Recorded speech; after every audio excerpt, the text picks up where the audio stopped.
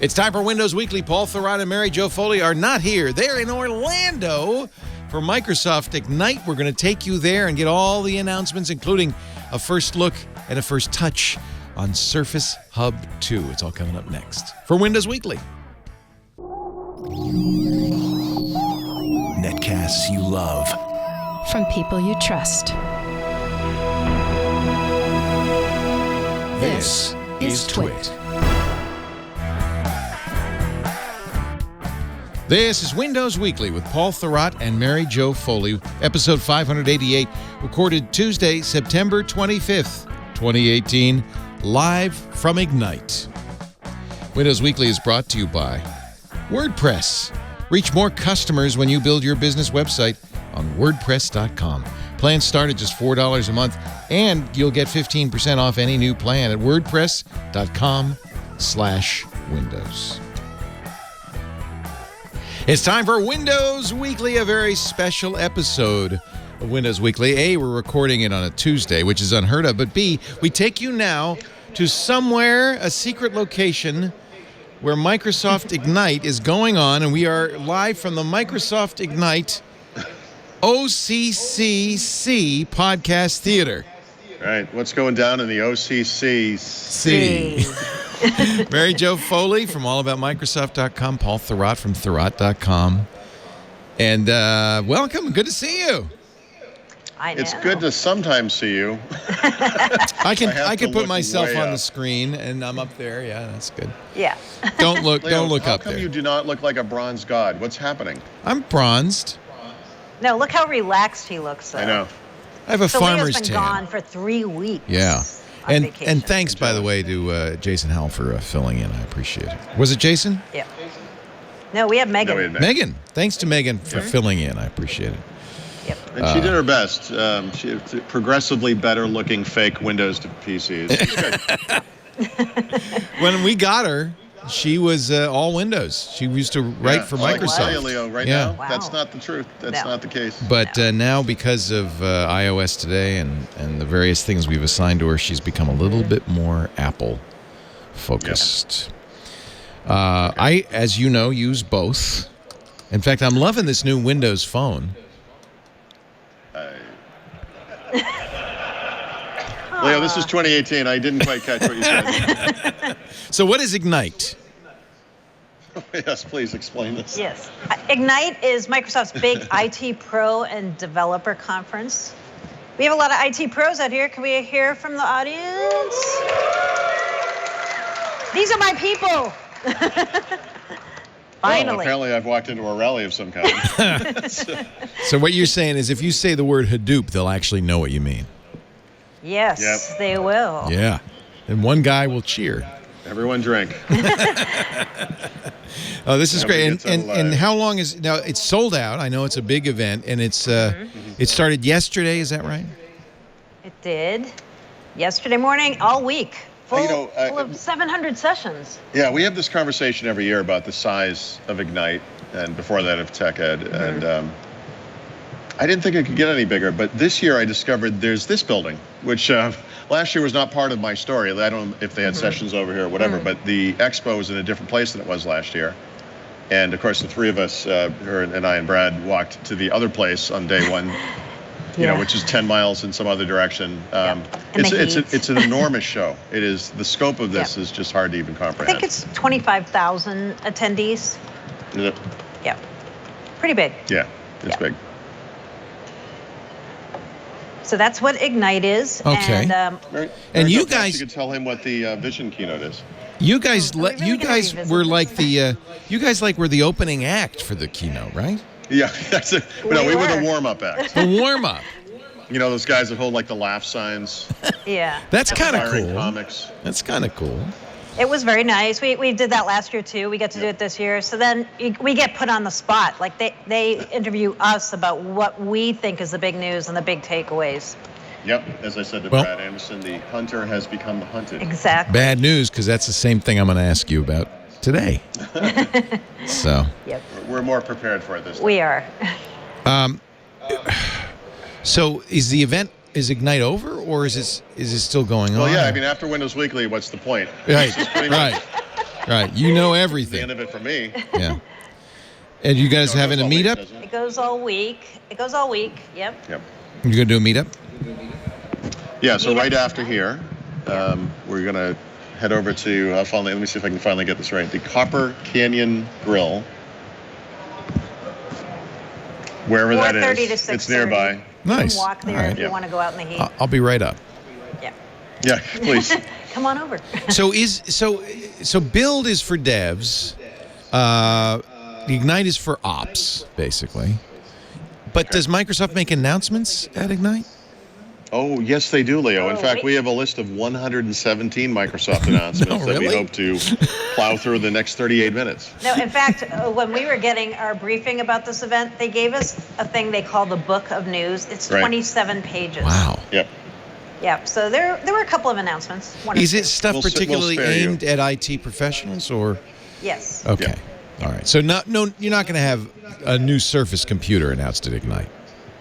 Well, actually, We have some things to say about Surface. yeah. Oh. Mostly, this is kind of a Mary Jo-oriented show. I'm actually going to walk off stage for the next half hour or so. Where do I come in here? I think you have some things to say. Yeah, I got a few minutes. Well, where do you want to start? On your rundown, we have Microsoft Search. Yep. Yes. What's new Yes, there? we kind of broke it down into the big topic areas, right? Microsoft 365, Surface Hub 2, Windows 10 Office, and Azure. And then we have a kind of a grab bag of things that aren't really related to Ignite. If we can get to those, we'll see. Yep. And then hopefully at the end, a few listener and attendee questions. If anybody just wants to put their thinking cap on and start thinking of questions. Why does Paul keep playing with his ear? Will probably be the number one question. He's signaling his grandma. Yeah. So what's new in Yeah. Search? Okay, so when I looked in this book of news, 27 pages, the thing I thought was kind of the unsung hero announcement or most interesting announcement was this idea that Microsoft is creating a unified search experience across Windows, Office, Edge, Bing, and more properties that they have in the future. So the reason I think this is interesting is right now, if you try to search in various Microsoft products, it works really differently if you're in like SharePoint versus Windows versus Edge. So their thought is to put the search box in one consistent place and make it behave in a consistent way across all of these things. Right. It seems weird that we say this is like some revolutionary thing, Yeah. but it is kind of a revolutionary thing. I had gone back and watched some old videos from I guess it would be the early to mid 2000s when Microsoft was talking about unified search in Longhorn. Apple was talking about whatever the search, I think it was Sherlock search or whatever it was called at the time in Mac OS 10 Tiger or whatever. And it's weird, here we are so many years later, we're still having this conversation. But of course, the products we're talking about span kind of a weird gamut of desktop apps, mobile apps, websites or web apps, online services. Yep. And when you think about the integration that Microsoft's doing across Microsoft 365, right, where they're combining previously separate products, this type of thing starts to make a lot more sense. Right. And the part that's probably the most intriguing to a lot of listeners is Windows, right? Because we've seen some leaks about Windows 10 that showed Cortana being decoupled from search and Microsoft kind of rethinking how search will work in Windows. So Right. now we know this is going to happen. And they've said it's coming to Windows in 2019.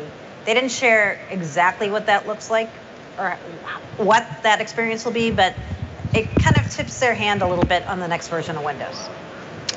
Yeah, I would say so. I think the implication for Cortana is potentially very big, yeah. Yeah.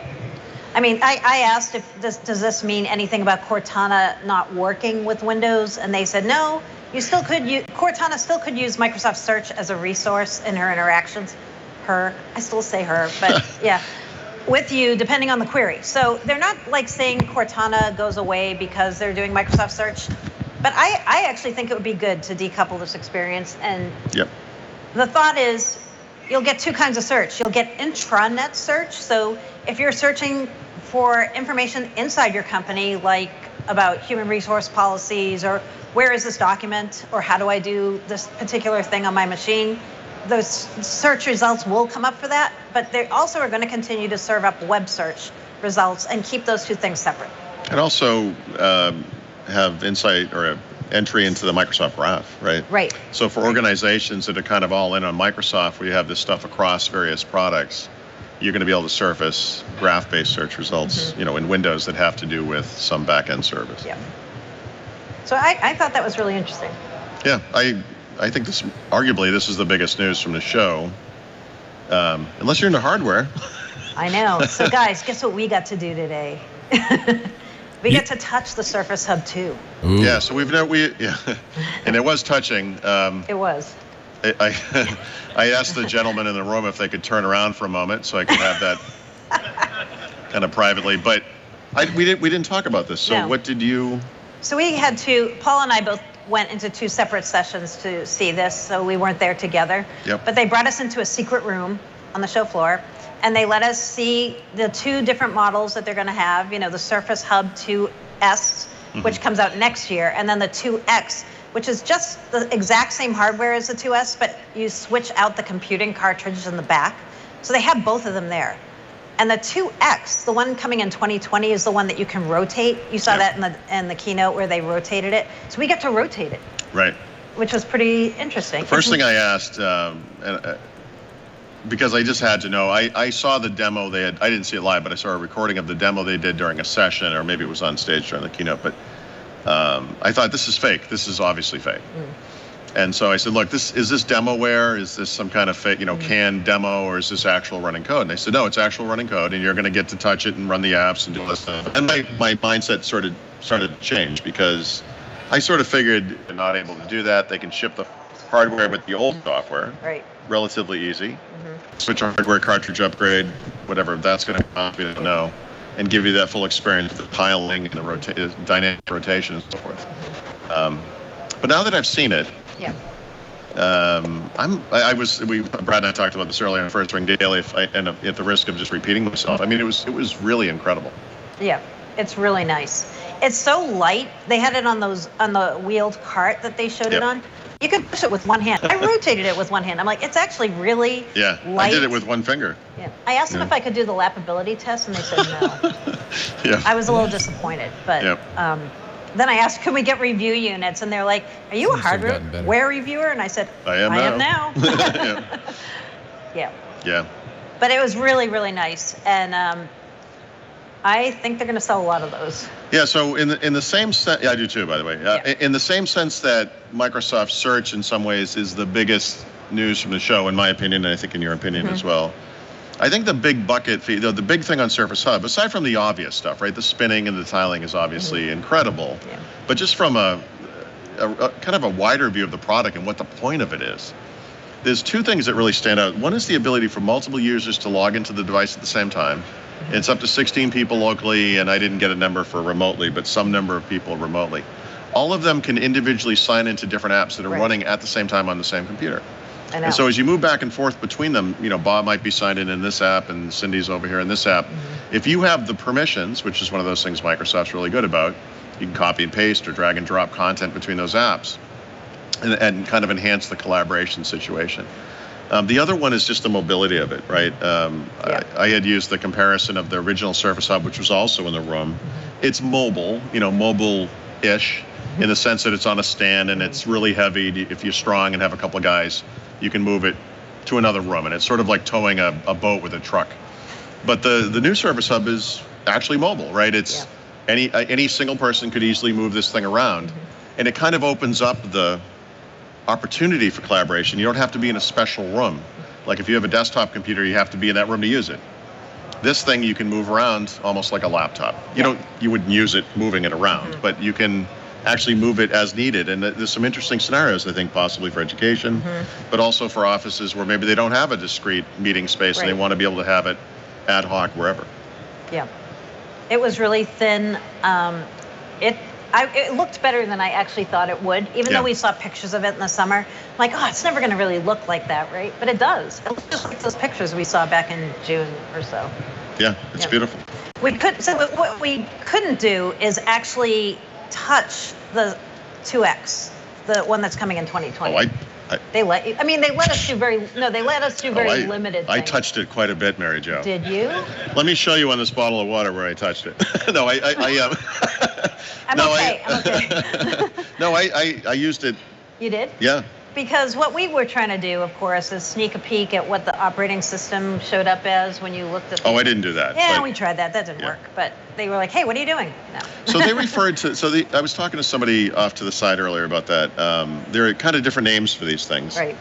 Not just he. There were several people. They repeatedly referred to the software as HubOS. Which may just be a shorthand way of describing what the thing is. I'm not sure if that's the actual name. Yeah. I mean, it's Windows 10. It's obviously a variant of Windows 10. It looks very familiar. I kind of like the taskbar has the reduced set of icons are in the middle, a little bit like the Mac. Right. And I have to say, it was something about that look that I thought was pretty nice. Yeah. I think it's going to be really, really exciting. It's coming out. So the hardware is coming out Q2 next year. Yep. And then the cartridge to upgrade your software experience so you can do the tiling and the rotation is coming out sometime in 2020 if they stick with that plan. So there are questions, right, around the cost of that upgrade. Yeah, we don't even know the cost of the device still. The cost of the the cost of the device itself. Yep. And then the exact timing of that upgrade, of course. Yep. There was some interesting little details about it that were only became obvious when you looked at it in person. You'll see a picture of the thing, and it has a big webcam on it, and if you get the X, it has a fingerprint reader. Yeah, but those things can actually be in various. There are USB-C ports around the edges of the screen, so you can kind of position those as you want them, and you might use it in a way that makes sense if it's rotated or not rotated. Oh, the cool thing you probably saw this too, the portrait, full-size portrait demo. Yeah, so that was the one thing that wasn't live code. That was a a video. mock-up, but they showed if you had this in portrait mode Yeah. and you were doing a team meeting, whatever, with somebody, you would see them like life-size right in front of you, which was literally the person really cool. pretending to talk to the person. It was just a video. Yeah. Who was standing next to the device was the same exact size as the person on the screen. Yeah. And so you probably saw maybe the top 2/3 of his body. It's really neat. I mean, it's really interesting. Yeah. But the other thing we didn't get to play with was what they're calling the tiling mode. Right. Where you take two or more of those devices and you put them next to each other, and it becomes a single environment or a single display. Right. So I don't think that's ready. No, I think me neither. that was my guess there. Did they show you the things that it did in the video? Remember that? Yeah. So we saw and got to perform the rotation. Good. Which, by the way, is the most seamless, awesome thing. Although they kind of apologized for it. I know. There was some implication that this was a little rough, and but there's this really neat thing that happens. It's almost like parallax scrolling, where the content on the screen, which could be windows for applications or whatever, stays still because it remains in the correct orientation. But as the screen rotates, in the background, the wallpaper or whatever's in the background is rotating with the display to be to stay in the right orientation. It's kind of hard to describe, but the taskbar is attached and it kind of goes to the right orientation. It's neat, right? It was. I could almost picture people just rotating the screen arbitrarily just to watch it. Yeah. It's kind of just a fun thing to see. Cool.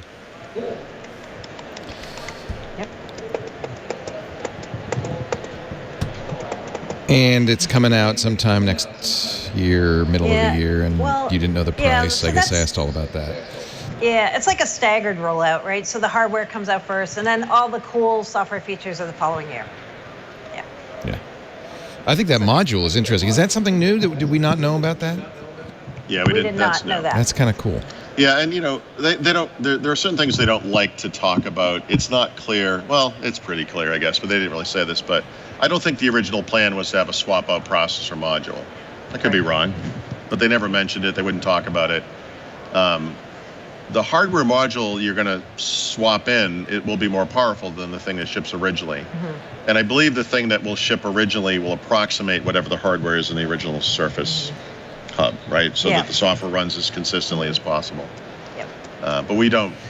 Well, we don't know. I mean, whether they end up putting out a lot of modules or not, it's got to be a little reassuring to people who want to buy this thing that it at least has some upgrade path. Yeah, and actually, apparently they didn't think of this in advance, but one of the neat side effects of this, and it's kind of the reason they're doing it, they're saying now, is for people or for companies that have rolled out the original Surface Hub, this gives them some continuity because they can put these new machines in side by side with the old ones they have. You can't really get the old ones anymore. You could never really get them. They're hard to get. And they'll work the same. So you don't have to train people to use something different. You don't have to have this goofy thing where, oh, in this one room it's a little different or whatever. They can have the new hardware. It won't rotate, right? You can't stack, tile them, but it will have the same interface. It's what people in your company might be used to, and it will just work in the same fashion. And that's nice for those guys. And then for the companies that want to move forward with something new, or they want to go all in on the new stuff, or they don't mind mixing and matching, they can get the version with the processor upgrade at the time once it's available, or they can just upgrade to it later. Did they make any commitment about future modules, like upgrading it year after year, or No. no? No. And But you could. You could, Yeah, but Keep coming they'd out with have modules, to. right? They'd have to. Yeah. If it's literally the computer, which it could be, most of it, aside from some connectivity and obviously the display, aside from the bandwidth limitations of whatever that connector is, which they're not describing, but let's call it some version of Surface Connect. I don't see any reason why. Well, that would be we interesting, could- wouldn't it? If you could reverse engineer the hardware connector, you could Yeah. connect So- to something else. Yeah, I mean, if it's true that they never planned to do the processor module and they only did this for backwards compatibility, they've kind of created this brand new excellent thing about this product because of that possibility. Yeah. Okay, so there was new hardware. That's cool. How about Windows 10? Yeah. Anything to talk about there? About Windows 10. Windows 10. They didn't really talk a lot here about Windows 10, Well- because the way they talk about Windows 10 at Microsoft now is they talk about Microsoft 365. They don't really say, hey, we have a lot of Windows 10 announcements. We have Office 365. We have Intune. They talk about it more holistically as this combined entity. And this matches how Microsoft is organized now. I mean, the Windows team, half of it basically went to the Office team. And so they're now building Windows, Office, and EMS, Enterprise Management and Security, all together. The one Windows 10 announcement they did have was the Windows 10 virtual desktop service. Well, it's not even Windows 10 virtual desktop, it's Windows Virtual Desktop. Yep. And this was really interesting also because we've seen things in some of the later Redstone. We've seen things. We've seen things. And the later Redstone 5 builds had something coming up that we thought was going to be a new edition of Windows 10. Right. We thought it was going to be something called Windows 10 Enterprise for remote sessions. And then the name changed to Windows 10 Enterprise for virtual desktops. Except the part we didn't know was the virtual machines will be running in Azure, and you also are going to be able to virtualize Windows 7. Right.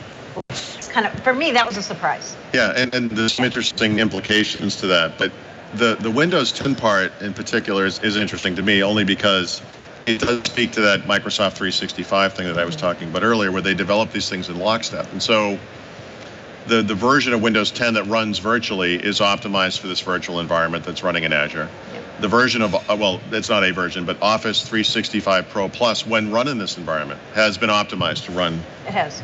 Yep. in this thing. Because I asked what that meant, because sometimes people throw out these kind of vague phrases, it's optimized for, Azure. What does that mean?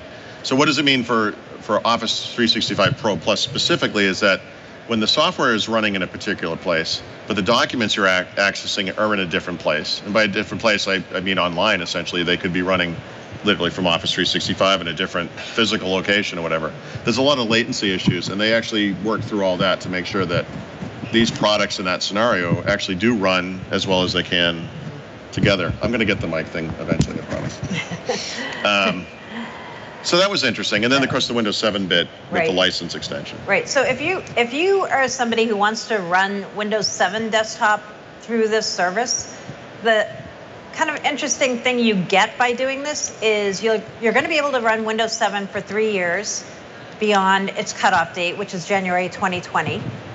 And if you go through the Windows virtual desktop, you're not going to have to pay for those Windows 7 security updates that Microsoft has already said they're going to make available.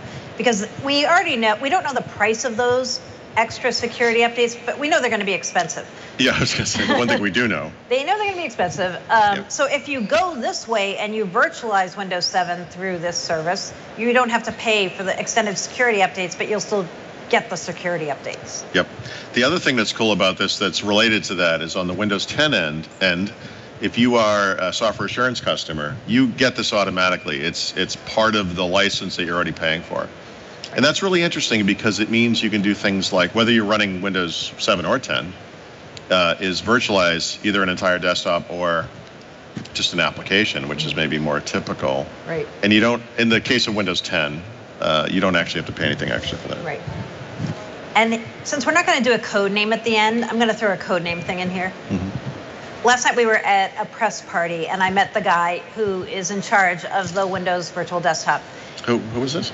His name is Scott Manchester, I think. Oh, yeah. So I said to him, where did you work before you did Virtual Desktop? And he's like, well, you actually will understand when I say the code name. He's like, remember Arcadia? Arcadia was, remember what, a long time ago, they were trying to do game streaming. This was like 5 or 10 years ago. This guy was working on that. And when it never came to market, they took all the things they learned about latency and how to run things remotely, and they took that and they used it to build the virtual desktop. This is kind of fascinating to me. There's no Xbox content today, so I'll just throw this out. I know, sorry. Actually, maybe there's something. Oh, there's a little video game thing. But OnLive, which was a game streaming service a long time ago, ran into problems. And to keep their business afloat, they did the same thing. And it's interesting when you create an online by the way, service got in a lot of trouble games. with Microsoft, didn't they? For Yes, they did. for doing it. Yep. Streaming a desktop is, relatively It's a lot easy. easier, yeah. Comparatively easier, yeah. Yeah, So for it's sure. funny that both of the major examples of that ended up in the same place. Yeah. Well, Microsoft's not out of business, but you know what I mean. Right. Yeah.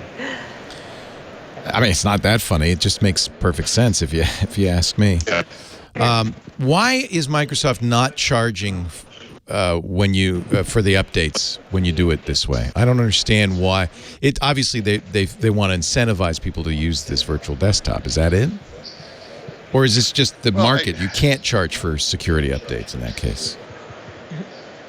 Yeah, no, no, if anything, Microsoft is jamming these things down our throats. But, Windows Virtual Desktop and Microsoft Managed Desktop in some ways are two very similar things in that they are concrete productized versions of what Microsoft has wanted to do with Windows all along, which was get the enterprise to kind of move along with them on this. So that's the point. They're incentivizing them. Scheme. You don't have to pay for security because you're running it off Azure, and we'll take care of that for you. And that's the incentive. This is, Windows Virtual Desktop is the latest in a long version of Microsoft's technologies like Azure Remote App and App V back in the day, where you can virtualize the desktop, you can virtualize applications, you can deliver them to a desktop, you can make them look native. The user should have no idea whether it's native. Who cares? But they really have no idea where the thing is coming from.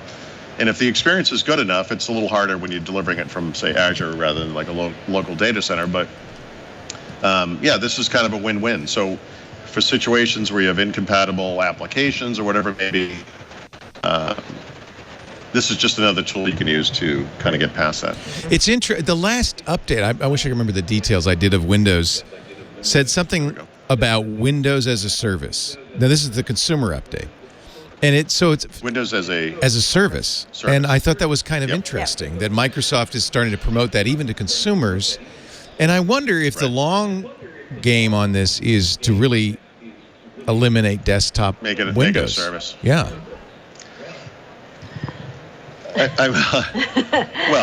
I would say possibly. I don't think every use case will fit into the service model, but even for those that choose or have to run Windows locally, it's fair to say that Windows is serviced like a service.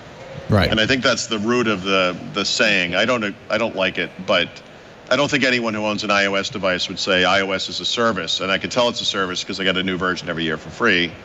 Microsoft updates Windows obviously fairly regularly, monthly or more, with quality updates. But they absolutely do service it like a service. They do.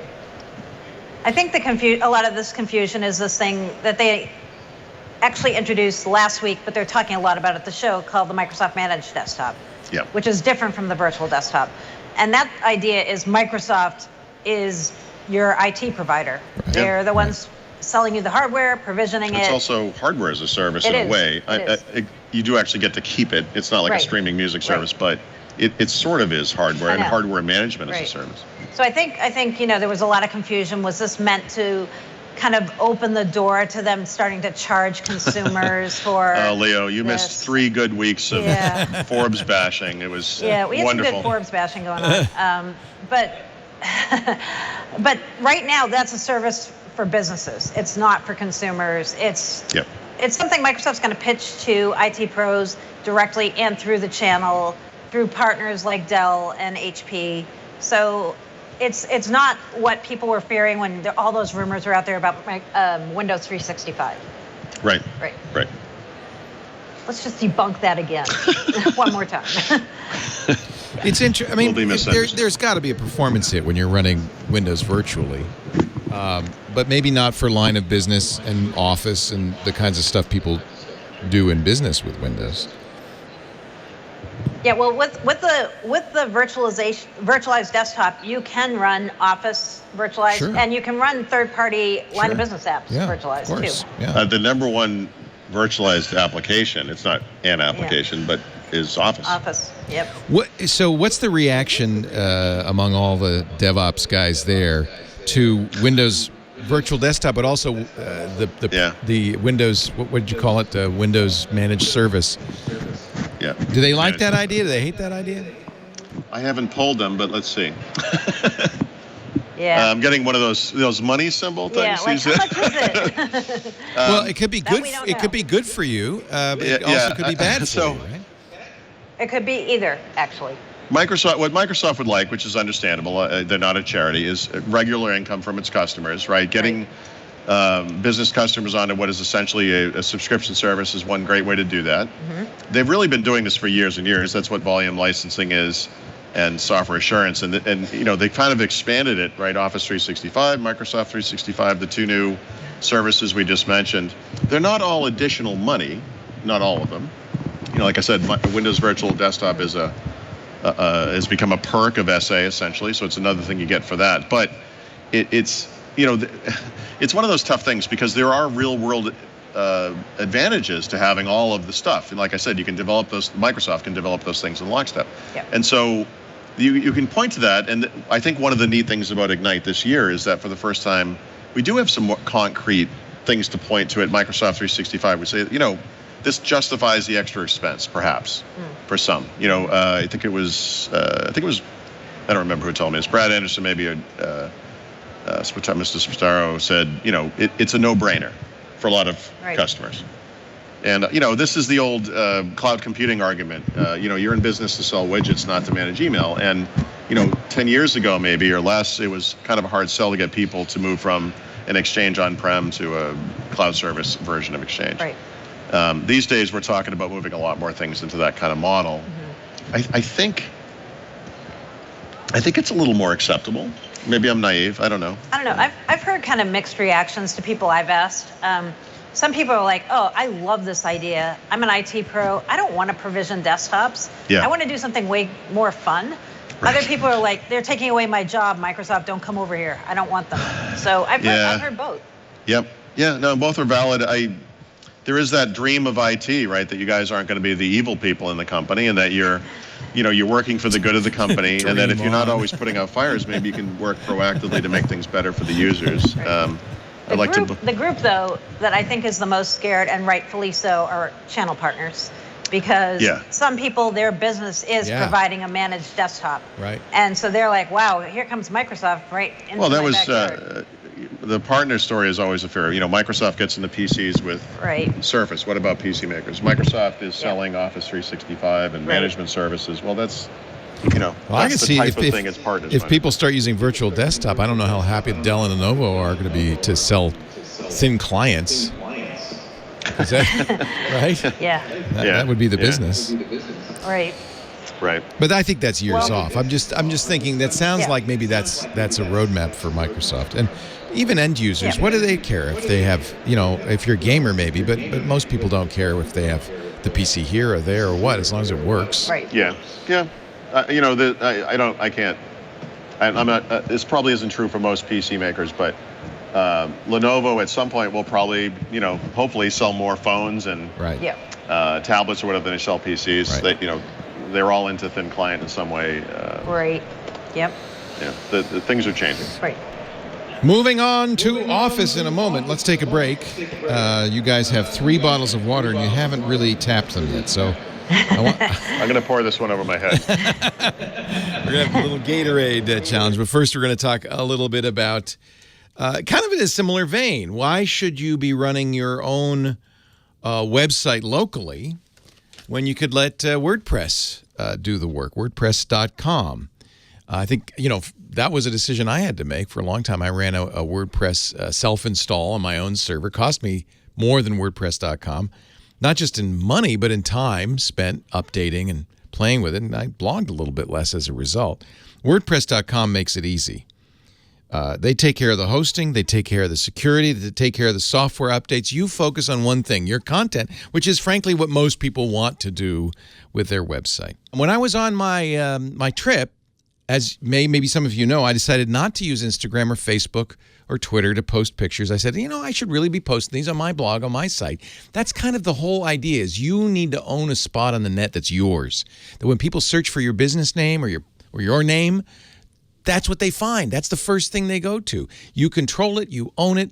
So I decided instead to post at WordPress.com on my Leo Laporte blog. And I have to say, it was a great experience.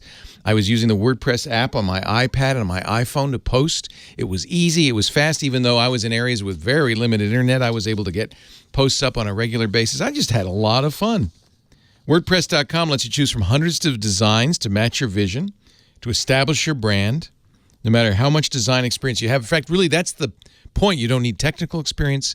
You don't need to be a web expert, and you don't need to be a designer. You just need WordPress.com, the ultimate online hub that is truly yours. Upload images, video, audio. You don't have to post it somewhere else. You don't have to put it on YouTube and then put a link. You can. Makes it very easy. You can easily do that. But I want everything to be on my controlled server that I can download it, and WordPress makes it easy to get images up, but also get images off. You can move your site around very easily. They have built-in search engine optimization, so you can grow your audience. This was awesome, hundreds of people at WordPress.com followed me through WordPress.com. It's in a way, a social site of its own. So I got a lot of follows. That made me feel really good. A lot of comments. Commenting engine's fantastic. And their Akismet anti-spam is the best anti-spam comment thing. If you're putting up a site for your business, you really need to control it, but you'd also like customers to participate. So with social linking and commenting, they can, but you have complete control, so you don't ever have to worry about something inappropriate showing up on your site. I just love WordPress. 24/7 support from the best support team in the world. Plans start at just $4 a month. 31% of all websites run on WordPress. That should tell you something. 31% of all websites in the world. I'm not saying all blogs. I'm saying all websites in the world. 31. Some of the biggest publications in the world run on WordPress. Quartz runs on WordPress. Get 15% off any new plan purchase at WordPress.com/Windows. And by the way, when you use WordPress.com/Windows, Paul and Mary Jo get the credit, and that's nice. Support the show and get a great website. WordPress.com/Windows. 15% off your brand new website. And we do thank WordPress for supporting Paul and Mary Jo and Windows Weekly. I was completely remiked while you were gone. Oh, were you? Yeah, because you keep playing with that thing. Stop it. I'm fidgeting with it, yeah. Stop it. Knock it off, Paul. You think like 500 plus podcasts would be better at this. So was it like the Indy 500? Did the pit crew come running out and change your tires? And Yeah. Yeah. Awesome. Do those guys normally punch people when they come out, or is that just... So, Office. Let's talk about Office. Mm-hmm. Right. So if you've been waiting for Office 2019 for Windows or Mac, your wait is over. Probably. The perpetual version, the non-subscription version, started rolling out yesterday, starting with volume licensed customers. So it's going to be coming to more consumers and other business customers over the next few weeks. Office 2019 is the catch-up version of Office. It's the one where if you had Office 2016 and you saw all these new cool features coming to people who had Office Pro Plus, you're going to start getting some, but not all of those features with Office 2019. That's confusing, by the way. It is. Right. So it is a little confusing. I literally had, I had to have the guy who is most directly responsible for running Office explain what you just said to me, because you would, being a normal person, you would assume that Office 2019 was a superset of the Office we're running today. And it's probably not true unless you're running Office 2016 offline and have been doing that for 2 years or whatever. Yep. And if you're wondering where are those Office 2019 servers, they're coming in the next few weeks also. They're going to start rolling out. So Exchange 2019, SharePoint 2019, Skype for Business 2019, they're all going to be coming soon also. Yep. If you're somebody who does never want to run, or at least not in the near term, want to run an Office subscription version, you got some good news this week also. There is going to be another perpetual version of Office after 2019. This is also unique, right? Normally when there's a new product like this, especially something that's not quite aligned with where Microsoft wants to be with a product, you know, obviously they want this thing on subscription and that's it, but they've got lots of customers that don't want that or can't do that for whatever reason. Right, so we don't know if it'll be like Office 2021. They wouldn't say when it's coming. Yeah. And there also will be another version of Exchange, SharePoint, and not Skype for Business probably, right? That'll be Teams. I didn't catch the server part. So all of those products also will have another on-prem or only perpetual version coming too. Yeah, and you know, the delineation here is interesting because if you see a version number, and a version number for Office means a year number, like 2016 or 2019, you're running the non-cloud-connected version of that product, right? So obviously Word, Microsoft Word, the desktop application is some version, you know, 12 point something, whatever it is. But the features you'll see are going to be different if you have the perpetual version or if you have the Office 365 version. Obviously, the Office 365 version will have a lot more features. So 2019, for most people in this room, I would imagine, would actually be kind of a step back. If you're not running subscription. If you're not, for those who are running Office 365, I like that you were surprised, though, that there's going to be another version, because we had this debate on Windows Weekly a couple times. No, we did. But you know the standard response to this question is, you know, we'll evaluate that, and, you know, we'll see. And he said, you said to me, I believe, at one time, not to put words in your mouth. Here we go. Yes, Mary Jo, you were right. I was right, okay. Let's just, I know what you're shooting for here. Because we had that debate. We debated it. We did. No, he's like, there's never going to be another on-prem version of Office. I'm like, of course there is. Yep. Okay. Well, but this, One for me, a million for you. No, that's not true. But I think this speaks to a certain maturity, because one of the things we see at Microsoft these days is a little bit of conflict between, let's say, with Windows 10, the upgrade speed, and then the speed at which the enterprise actually upgrades versions of Windows. Microsoft wants the enterprise to upgrade every 18 months. And the enterprise would like to never upgrade, or upgrade every 8 years, or whatever the schedule is. It's a long, you know, why would you replace something that works? Right. So we've seen them take a step back from that cliff with Windows 10. And I think this is the Office version of it. Not that Office 365 is a no-brainer if you can do it or if you want to do it. And it's not just about Luddites, right? There are specific businesses that for whatever reason can't be online. And, you know, they need this kind of a product. It's just a real world need. Yep. So I think they're doing the right thing. Agree. Good. Makes me happy. Let's talk about Office ideas. I have a good idea. Yeah, did you get this demo or did you see this? I did. I mean, in one way, this is just a slice, right? There are all kinds of new features coming to Office all the time. In fact, every month, if you're on Office 365, you get new features. It's rather incredible. And this is across desktop applications, all the mobile versions, the web apps, the online services. They're just plowing new features into this thing all the time. But this one's interesting because it kind of speaks to the AI goodness of Office 365 and when you're paying for the subscription rather than having the perpetual version. And so there's a couple of different components to this, or a couple of different versions or examples of the types of things. But it's launching in Excel, and it's will be in a preview in PowerPoint Online. And I kind of like the PowerPoint Online feature because it's pretty basic, and it's a little bit like something Microsoft had a few years ago, but it's kind of AI driven. And so Microsoft will look, or PowerPoint will look at the presentation you're creating, and it will intelligently style it, which is now somewhat simple, but it will actually look at the text in your presentation and try to provide a style that makes sense for that text. If you have certain items in a bullet list, it will provide graphical buttons that match what those things are. And that's using AI in the back end to make that happen. So, it's just a feature. It will eventually make its way across Office to all the different apps and experiences and so forth. But it is, to me, the reason I think it's important is because it does speak to that advantage you get when you go with the cloud version. So if you already are an Office subscriber, you've seen some of these things that they're calling ideas now. So things like in PowerPoint, Morph is an example of this. So it's anything basically that proactively gives you suggestions or tries to help you complete a task. Right. So taking those things that they already had introduced piecemeal to those Office applications, and they're putting them under this ideas banner, kind of like search, in that they want to make it easier for you to have a consistent experience to find these features across Office. Right. Yeah. It's funny Good how idea. much energy and creativity is put into Office every year I know. toward discovery, towards just because people don't know what's in there. It's And- great. The entire move to the ribbon, which was Yeah. over a decade It's all about ago, discovery. was literally due to the fact that the top 10 feature requests that they had for Office, I think it was 8 or 9 of them, Already existed. were features that were already in the product. And people didn't know they were there because it's such a complex kind of a thing. Yep. And so there's a lot of little things in Office. There's a tell me type window where you can, you say, I want to do this thing, how do I do it? It will direct you to where you can go. But that is all, Well, I didn't that's know that was in almost there. like- That's cool. Yeah.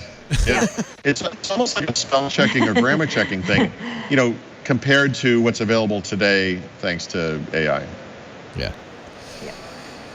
Good. So Office Ideas will help you find. Yeah, it's a thing. It's not, again, it's not like an earth-beating feature or whatever, but it's like I said, it's kind of a neat example of why I think the cloud connected stuff is so important.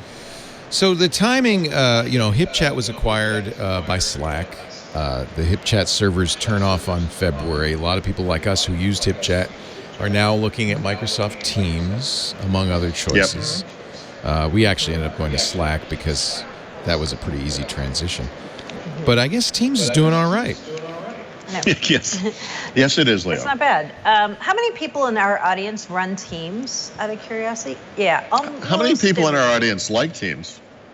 Okay. Okay. All right, fine. still Okay. pretty good. Still pretty good. Yeah. So this week, Microsoft said Teams is the fastest growing business application in the company's history, Right. which is What? amazing. Yeah. It came out 2 years ago. I remember when they announced Teams, everybody was kind of like, oh yeah, Slack, they're never going to catch Slack. It's never going to be that big a deal. And as of this week, there are now more than 329,000 orgs. And by the way, running Teams. up from 200,000, I don't remember the May. exact date, but it was May. Okay, it's May. Yeah. As recently as May. Right. Yeah. So some of that growth was because Microsoft created a free version, so people are kicking the tires who didn't have Office 365, so they didn't get Teams. Yep. But a lot of it is big corporate purchases. They told us 54 customers they have more than 10,000 users of Teams in their Jeez. company. So yeah. Wow. That's It's quite it's amazing. big.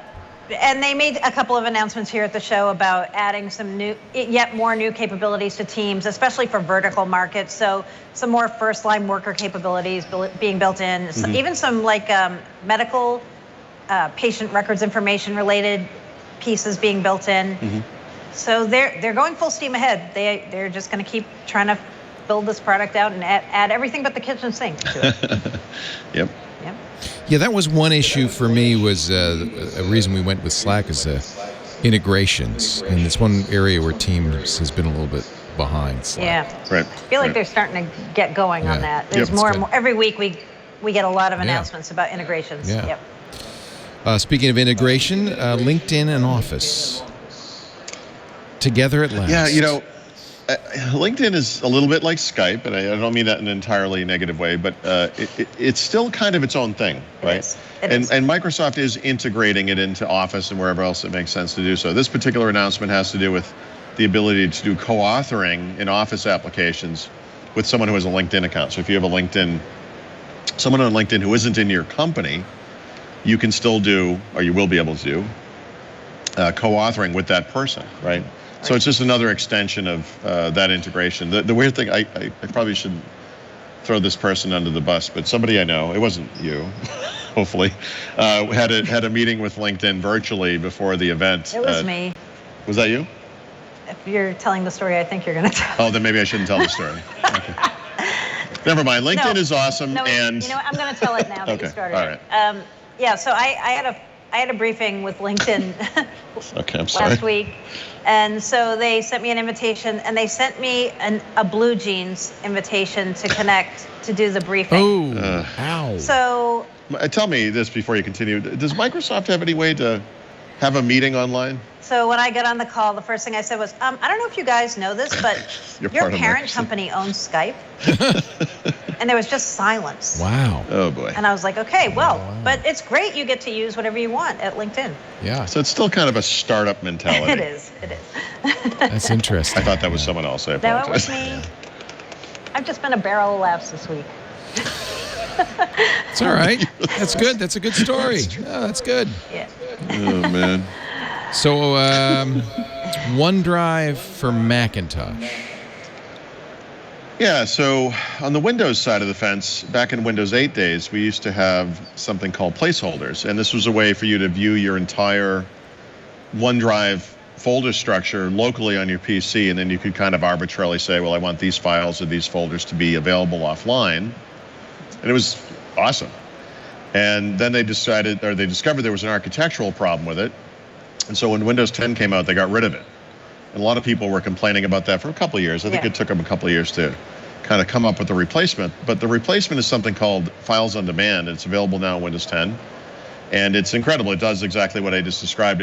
It does so without taking up any disk space. So if you don't want anything offline, it doesn't actually use any of your disk. The performance is great. The syncing is great. And so it's everything placeholders was and more. And now they brought it to the Mac, which I have to say is slightly surprising. I wasn't aware I that didn't was think they were coming. going to do that either. So Yeah. previously on the Mac, or as of today, I'm not sure exactly how this is being deployed, but you have to do what we used to do in Windows 10, which was, here's the folders I want offline. Those things will sync, but then if you're offline and you want to access something else, or even if you're online, actually, you can't see it in the folder structure, and in Windows Explorer, in the case of the Mac and the Finder. So this capability is now coming to the Mac, which is pretty cool. Yep. I'm excited. All right. Let's see. I thought that it would go on longer. I like Leo. You, I like Leo as the voice of God. yeah. Hello, You thought you would go people on. of I think Earth. I'm gonna put speakers in my ceiling at home, so your voice always comes down on it. I am here to. Well, I Yes. just noticed somebody typed Azure, and I'm thinking that was you, Mary Jo. Maybe. Did you just stick in a story in our rundown? It used No. to say Xbox, and she changed it. Aha! Might have happened. All right. What do you want to talk about? No, I'm here to talk about something I think a lot of listeners care about, which is Cortana. Yes. Wait, what? Indeed. I think they're curious what's going to happen to Cortana. I see. If you say so. This was also a kind of a surprise announcement at the show this week. Microsoft announced something called Cortana Enterprise Skills Kit. So if you remember a year ago, Microsoft came out with a Cortana Skills Kit, and not many developers ever did anything with it. I think they only had, or maybe still have, about 250 skills for Cortana. Alexa has something like 50,000, maybe? Yeah, something like that. So what's been happening kind of in the background over the past year is Microsoft's trying to figure out where Cortana still can exist and where it has a place. The obvious place is the enterprise, if they can figure out some kind of a strategy to keep it alive. So at the show this week, they announced there's a private preview going on right now of Cortana Enterprise Skills. And what this is they take the Azure bot framework and they build a layer on top of it to bring in things like natural language understanding. And developers will be able to take this and customize it with your own logic for your own organization. So these are skills that are going to be customized for your company and not just some random business skill. I think this is a good approach. I mean, if they want to keep Cortana alive, they've got to find a niche that isn't being already overrun by the competitors. So this is going to go to public preview sometime in the coming weeks, they say. And I think they're going to start talking a little bit more about how they see Cortana going forward. Interestingly, when I asked today, when I had a meeting about this, they said they still are not saying it's dead in the consumer market, but can I say it? You could say it. Because, but the way they're kind of thinking about it in the consumer market is this whole message around how do we make you more productive? How do we help you save time? So say you want to use Cortana to schedule a meeting, but not have it bump up against a work meeting. You know, a meeting with your family, say, family meeting, but I don't want to overlap with my work meeting with my boss. So I think we're going to see more of that start happening where Microsoft, the way they position Cortana versus the competition is we are the service that's going to do things that aren't just generic kinds of basic queries.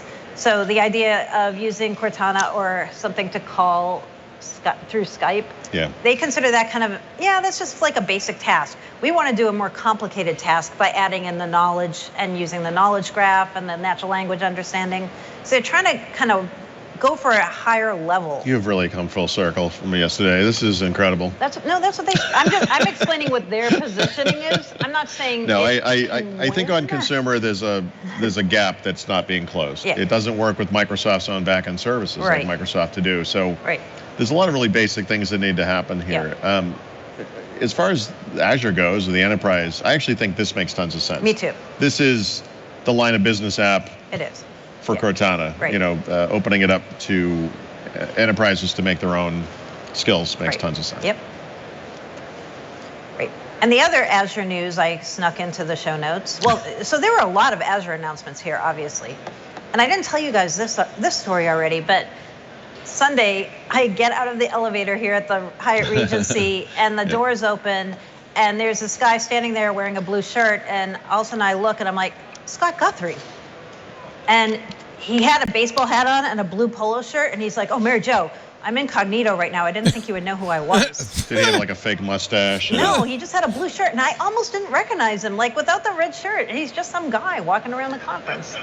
Well, he is a guy, I mean, he's, I think a lot of Microsoft executives look like these guys, no offense. It's, they look like me. I mean, any one of us could pass for Scott Go, I mean. It is funny that wearing a blue shirt is considered a disguise. That's I almost did not recognize him. I walked past him, and then I'm like, wait, that was Scott Guthrie. That's incognito. Excellent. Yeah. I'm wearing a blue polo shirt. He looks totally different. He looks like a different person. You wouldn't even look at him. You wouldn't even notice. Yeah. I didn't. Then I saw him. I was like, oh, wait, let me ask you a question about Azure. And then he ran down the hall. I don't know. Yeah. That's awesome. But did you ask him what these digital twins are all about? What's that all about? I should have asked him about that. Yeah. Right.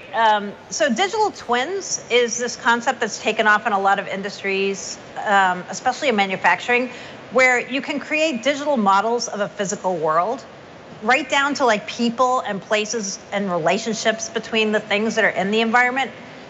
And then you can use those to kind of stay up to date. So when things change in the real world, they'll be updated in the virtual world. And this is part of Microsoft's whole Azure IoT strategy. Just one more way that you can use sensors and data. I wish this thing had a funnier name. I have Azure no idea Digital what you're talking Twins. about. Yeah. This is like a Hadoop thing for me. So on ZDNet, we write about digital twins a lot. Oh, jeez. It's a common theme. There's many articles about it. Okay. It's not exactly like Hadoop, but like it's something that people are doing out there in the world. You might want to get out more after the Call of Duty. All right. Just saying. Fair enough.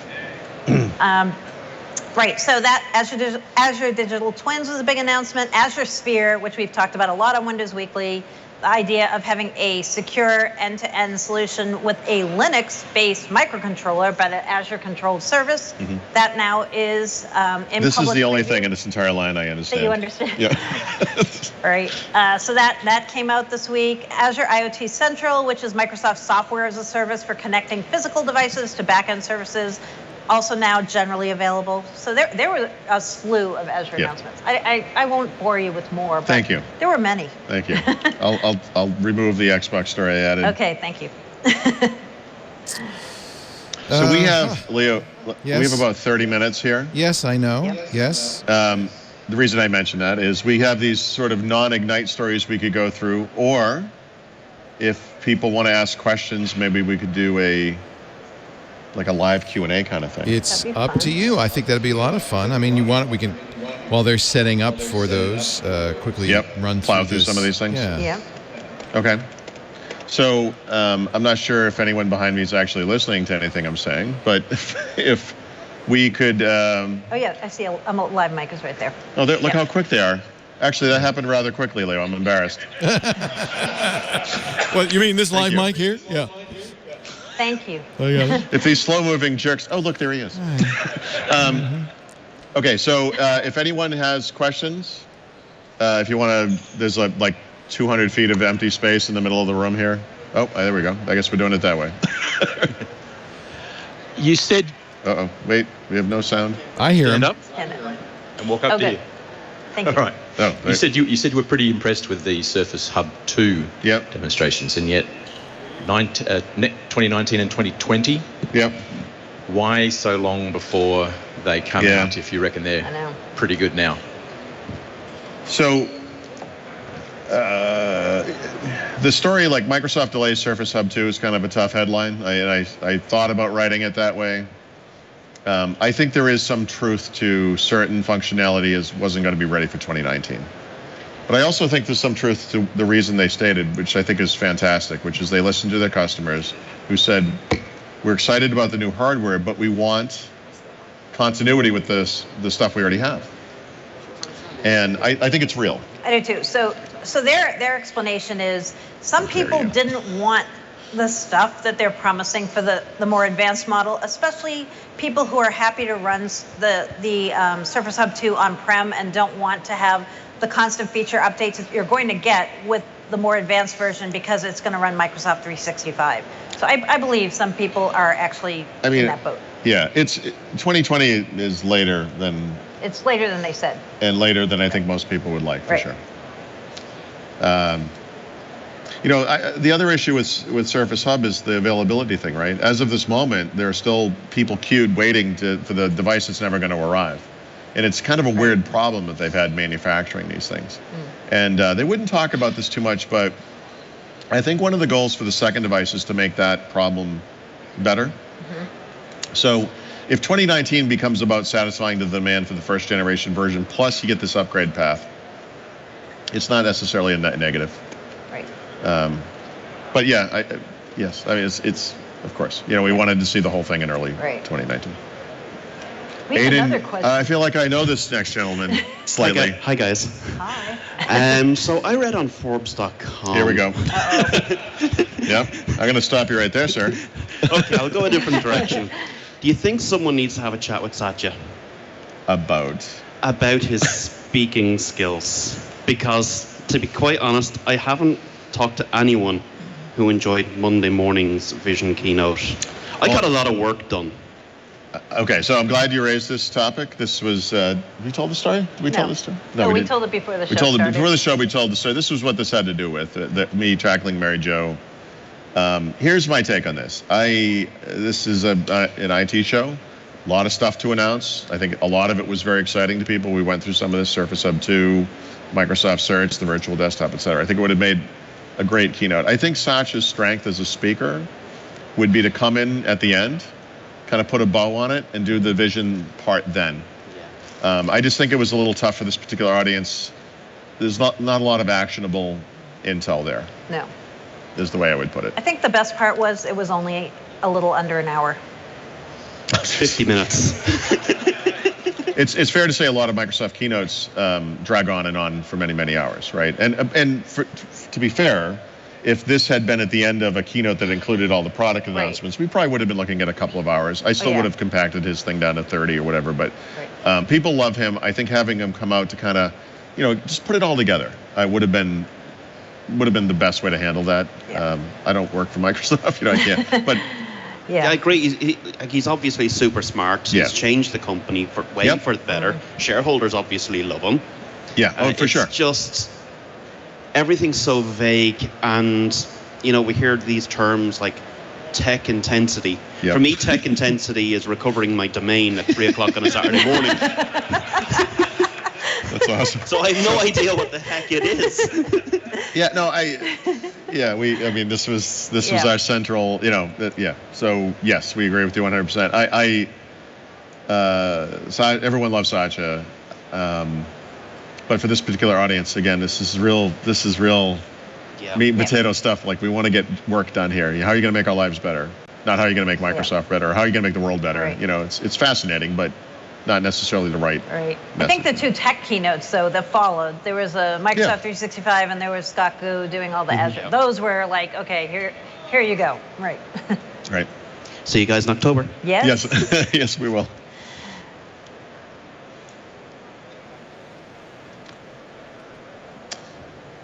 Who else? Don't be shy. You can ask anything. It doesn't have to even be about Ignite.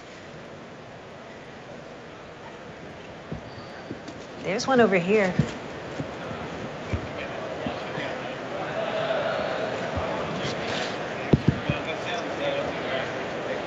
Oh, they're really making people walk around here. It's good. Hi, Leo.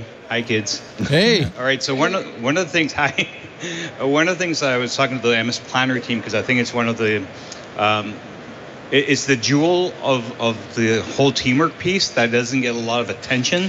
Specifically, people who don't want to do Jira and everything else at the same time. That being said, one thing they're going to be announcing, or they have announced, is that the To-Do app finally is going to aggregate all Outlook tasks, To-Do, Planner, and I think Project. Yeah, this is a huge app. It's a big one. Yeah. Now, I still think that the To-Do iOS app still is not Intune compatible, which might be an issue, but I'm not sure on that one. But I want to take your take, because I think that's a huge key in the productivity of MS Teams. I know the other things get a little higher visibility, but this one to me is a very big thing. So I went and talked to those folks. They were from Berlin. That's the Wunderlist team. And then more. Yeah. You can look at various parts of Microsoft and say, why are there so many Outlook clients? Why are there so many to-do and tasks solutions? And can we have one, that is exactly what you just described? A back-end service where it surfaces everywhere. So if you're using Outlook.com, you'll see it in whatever they're calling it now. To-do, I think it's to-do there as well. Outlook on the web, whatever it is, Planner, like you said. That's fantastic. This is the kind of thing that needs to happen more often, and it is the closing the loop thing. It is. I just mentioned To-Do not working with Cortana and Windows 10, for example. I think Wunderlist is still in there. I think it's crazy. That's on the notepad there, yeah. So that's huge. Absolutely. Thanks. Thank you. Yeah, and when I spoke to Jared Spataro, he kind of mentioned that in passing, and I never even wrote about it. By the way, if you're Anybody not else? watching the video of this, you're missing an amazing shot, a God shot from the jib. We've never had a jib shot on this show, and now I want one forever. I also would like to appear on this show as the voice of God. Yeah, no, this has transformed the show. I want it to be like this all the time. It's gorgeous. Well, we have a shy crowd, Leo. I guess. Come on, guys. I guess we cannot have any more questions. No more questions. Really? Do we have? Wait, there's another question. Oh, hold on. We have another question. Just kidding. Hi, Mary Jo. Hi. I was lucky enough to hit all up before the show. As a dad who has been using Apple products for a while, and is This is a safe zone. It's okay. Well, switched. Actually, it was Windows for many years, and then we went to Apple. Yet there's some trepidation into pushing my family towards the Windows ecosystem, Hotmail, or live.com.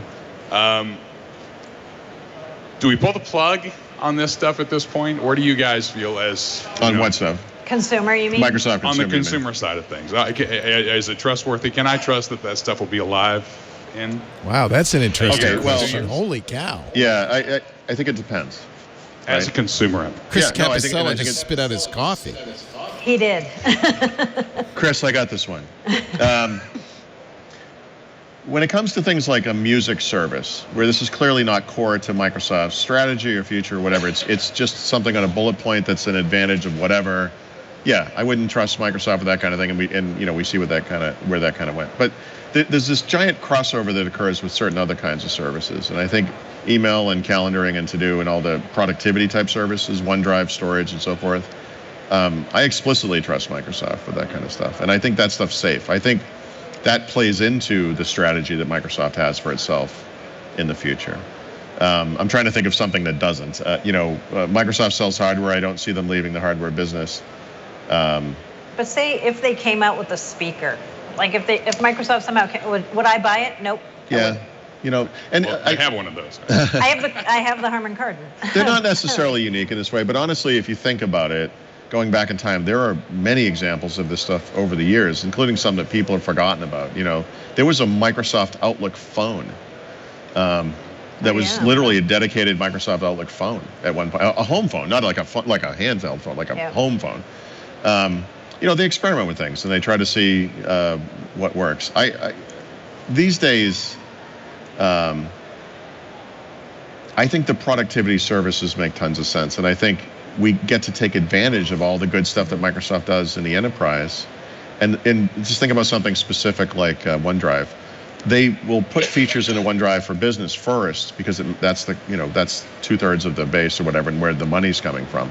That stuff filters down where it makes sense to OneDrive. I feel very comfortable not worrying about that, Right. for sure. I think next week on October 2nd, Tuesday, is the big fall reveal for Microsoft, right? Yep. It's going to be the most interesting thing isn't going to be the hardware there. It's going to be how they talk about the home stuff to me, like just positioning of this, because they're going to talk about, I think, how they help you be more productive at home, at work, and on the go. So it's going to be interesting to see the words they use around that. Yeah, and actually we should talk about Windows too, because Windows is a major component of this productivity thing. I spend a lot of time evaluating other systems, the Mac and Chrome OS and mobile systems, obviously. And I have never found anything. I don't care how beautiful a MacBook Pro is. I don't like that system. I'm not as productive with that system. And it's for a bunch of little reasons. And it's not just familiarity. There's a lot of keyboard controls that are just not available in the Mac. They're partially available. If you think about something as simple as tabbing through a dialog box in Windows, you can hit every single control in any dialog box in Windows. And if you do that on the Mac, you can hit 2 or 3 of them. And it's weird.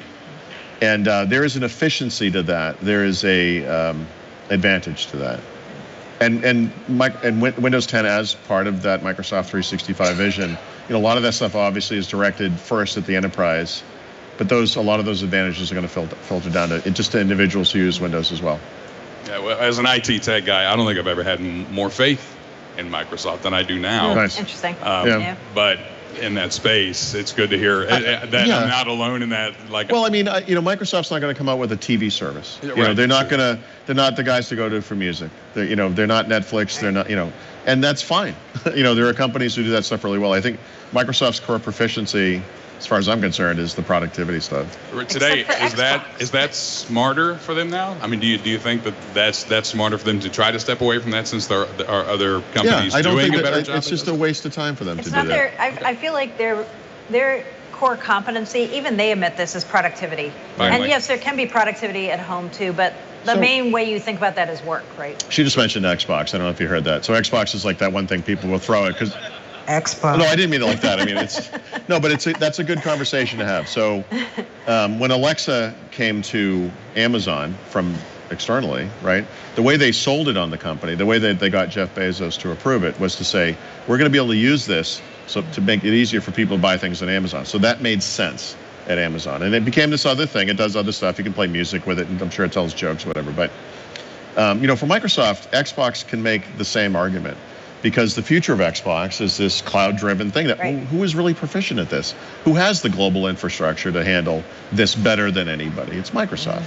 And actually, I think video games is a place where Microsoft can make a huge difference. And it's unfortunate this console generation that device and that family of devices hasn't sold as well as the primary competition. But the truth is, maybe because of that, it has become the thing it always should have been, right? And so all those advantages that you see to the online services like Xbox Game Pass and the cross-platform compatibility stuff and the backward compatibility stuff, where you kind of preserve your investment in the ecosystem, is so beautiful.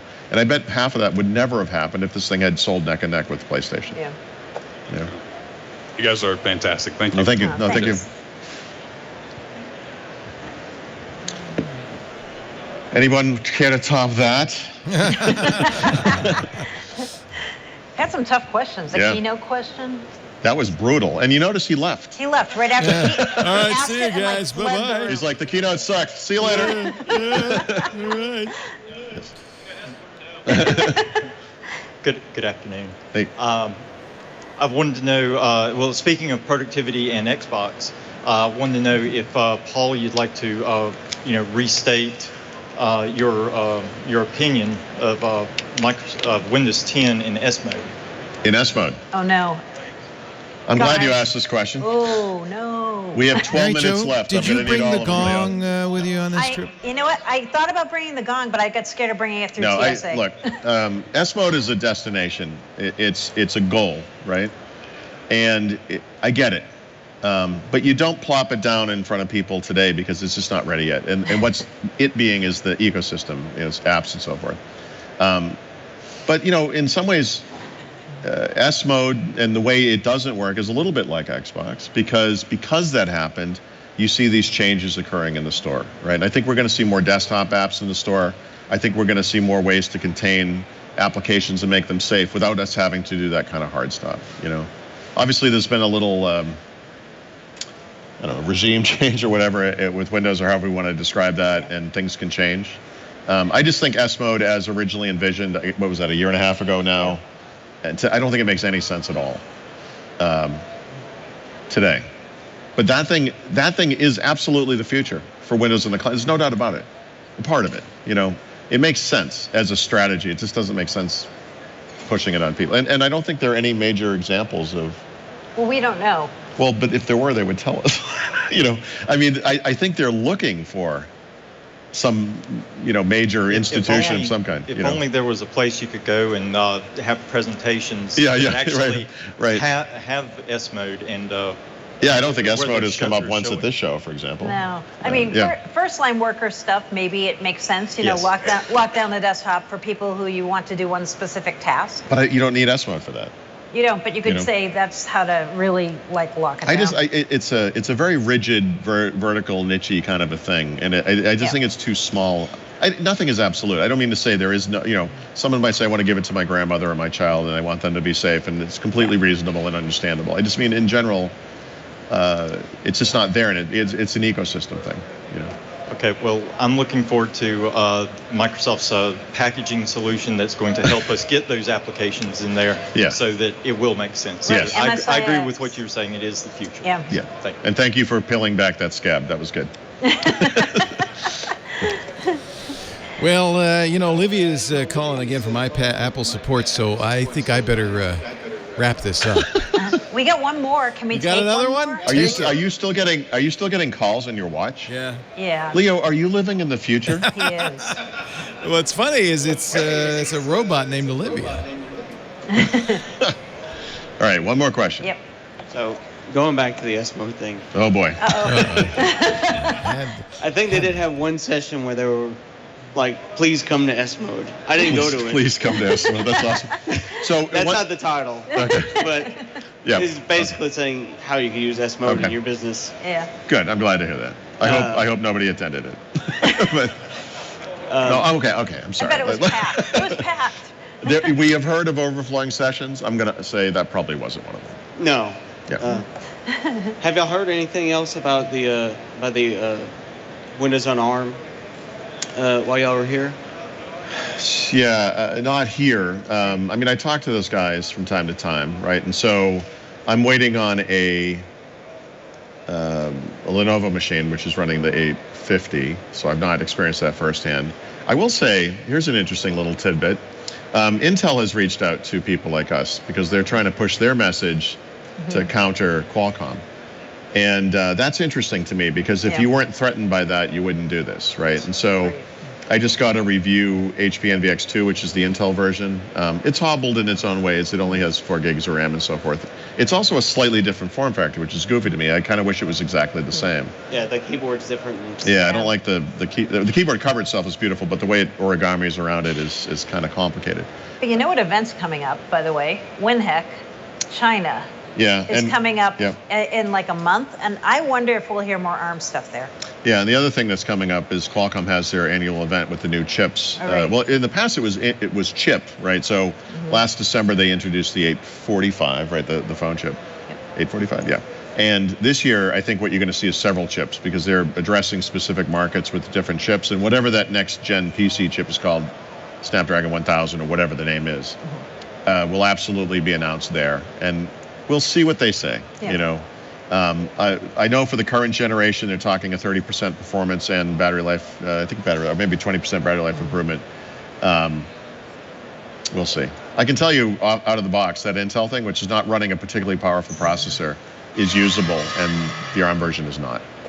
Right. Until you run Chrome, and then it. Yeah. Then it Chrome falls. will kill anything. Then With at least with memory. You need at least 8 gigs of RAM. Yeah. So we'll see. I'm cautiously optimistic. Yeah, me too. Yeah. Okay. Thank you. Yeah, thanks. All right, voice of God, point me to the burning bush. We want to thank you all for joining us, the first Windows Weekly in Atmos. Sound from above. Yeah. Paul Thurrott is at thurrott.com, THURRO good.com. His books are at leanpub.com. Mary Jo Foley at allaboutmicrosoft.com. The party begins later today. In a half an hour. In half 30 an minutes. hour. Party. You want to say where it is again? And people in the Seattle area, can they just show up, or do you have to have a badge? We're in Orlando. But people from Seattle can just show up. I would go Everybody there in Seattle, fly to Orlando. Right. You don't have to have a badge to come to the party. So Right. if you're watching and you're sitting in your house in Orlando, you can join us. It's just it's a restaurant, bar, whatever. It is. So it's going to be packed. So just I think maybe because there's other things. I mean, normal families will have no idea why they're there in about 10 minutes. Why are all these people in red shirts here? What's going on? What's the name of it? Copper Canyon Grill. Copper Canyon Right Grill. Not in Seattle, as I've just Not learned. in Seattle. Don't go to that one. There might be one There there. probably is one there. All this time, they were in Florida. I know. Little did I know. Yep. Mary Jo Foley is at Thanks. ZDNet, allaboutmicrosoft.com. And yes, thanks to whom? What? Thanks to who? Thanks to Channel 9 and Microsoft absolutely, Video and all the producers. This is quite a little production. What a Well, great not job. little. It really is. Yeah. It's really, look at this thing. Yeah. Right. I'm going to go back to my 720p webcam and just cry. Right. Yeah, and thanks to the audience, all these people who came and watched our Great session audience. and Very asked much. questions. So Thank nice you to guys have all you. for coming. Especially Aiden, who left. And thanks to, people had to go off to their sessions, I presume. See, that's how you throw a grenade. See, he That asked is. a question He threw it and then he ran and out. he left. Boom. You don't stay there. You throw it and you leave. Thank That's you, how that Paul. works. Thank you, Mary Jo. Next week, you'll be back in your respective homes, right? We will. Yes, we will. And It'll we be will- the day after the big Microsoft announcement. Yeah, we should have some big news next week. Yep. Nice. Tell me about that. When is that and what time? You remember I've been That on a is boat with no internet for weeks.